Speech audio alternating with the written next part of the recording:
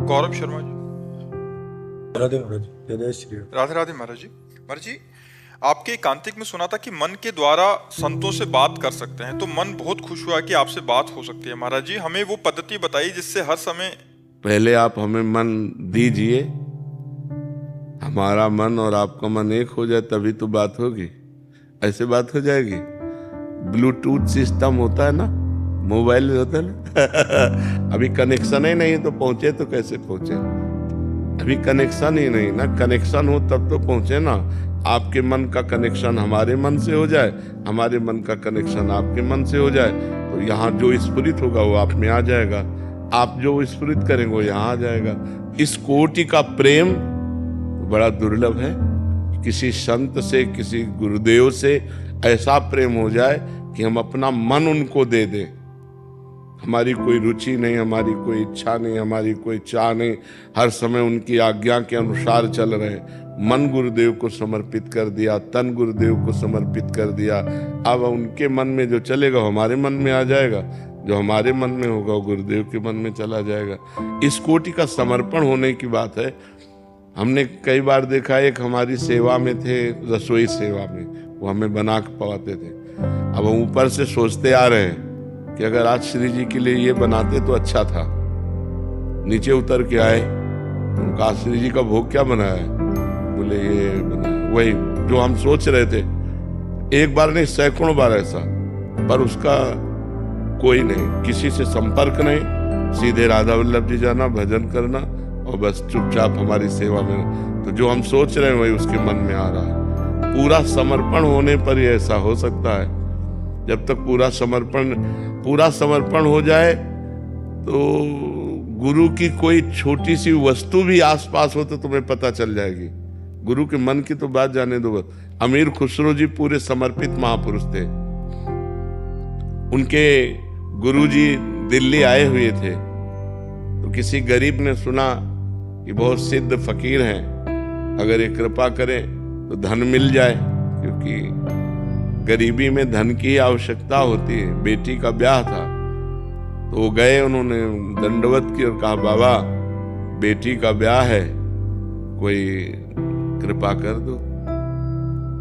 तो उनका परसों आना टाल दिया। अब बाबा के पास क्या रखा है? संत सिद्ध हैं तो उनके पास रुपया थोड़ी रखा है। परसों फिर आए, बाबा वो बेटी का ब्याह है, आपने कहा था परसों आना, तो उनका ले जा, हमारी पादुका ले जा। लकड़ी की पादुका थी, अब पादुका ले जा।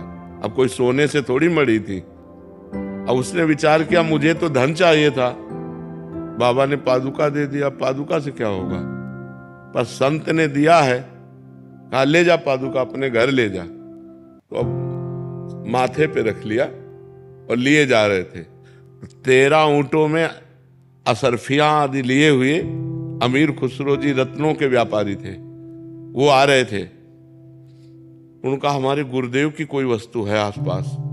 अब जो निकले बस वो ऐसे, जो वो खुला पादुका माथे पे रख, उनका ये कहां से पादुका लाए? तो बोले बाबा ने, गुरुदेव ने पादुका दी, मुझे दोगे? तो उनका मुझे पादुका की जरूरत थोड़ी थी, मुझे तो रुपए की जरूरत थी, बेटी का ब्याह था।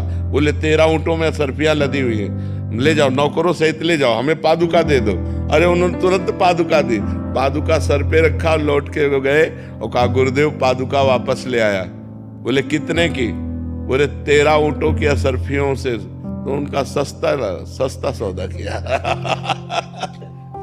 तो गुरुदेव की पादुका की गंध आ रही थी अमीर खुसरो की। मेरे गुरुदेव की, मेरे मालिक की कोई वस्तु है।